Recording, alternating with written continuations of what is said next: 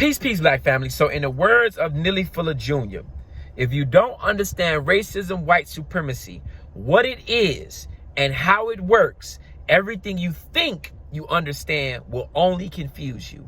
And one of the most interesting things about understanding racism, white supremacy, is that it sort of turns you into a psychic. When you understand the system that you are living in, when you understand Yurugu and how they operate as a people, you can then determine how things will play out. You can then determine the outcome of a thing. You can manipulate the outcome of a thing by studying the culture of white people and how the system functions. You then can determine when you about to get fired. You can determine when somebody's job doing too much, like, boy, you doing too much, boy, you about to get fired. It is the people who don't want to hear anything. I don't want to hear about racism. I don't want to hear about white supremacy. Those be the main Black people who be getting caught up in the system of racism. The main people who don't want to hear nothing about it. These are people who get pulled over, be overreacting. You can't pull me over. End up getting shot by the police. And I'm not justifying it. I'm not saying that that's right. I'm not saying that's right at all, because it's an unjust system. But when you understand racism, white supremacy, when you understand the asili of European people, you can determine their behavior to the pattern, to the key. Like, you know, like, hey, bro, I know what this white person about to do. And the problem is, Black people always get confused when it happens. I don't know why this happened. How I'm going to jail. I don't know. How I end up on drugs. Because you don't understand the system.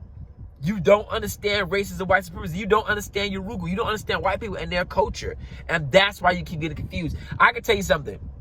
When I used to interview for jobs back in the day, I would be so nervous. And one of the reasons why I was nervous, that I come to realize, is because, one, I didn't know myself.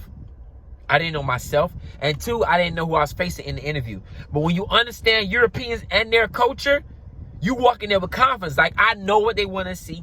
I know what they expect of me. I know what they think about Black people internally, externally, whatever.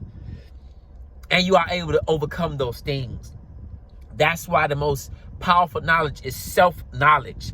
And outside of self-knowledge is knowing the world. Because once you know yourself, you know how the world interprets you. I'm just saying, man, like, I can tell you the old saying, the revolution will not be televised, because the revolution starts in your mind.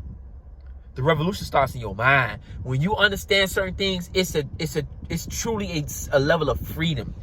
How they say, the truth shall set you free. The truth shall set you free. When you understand racism, white supremacy, you free.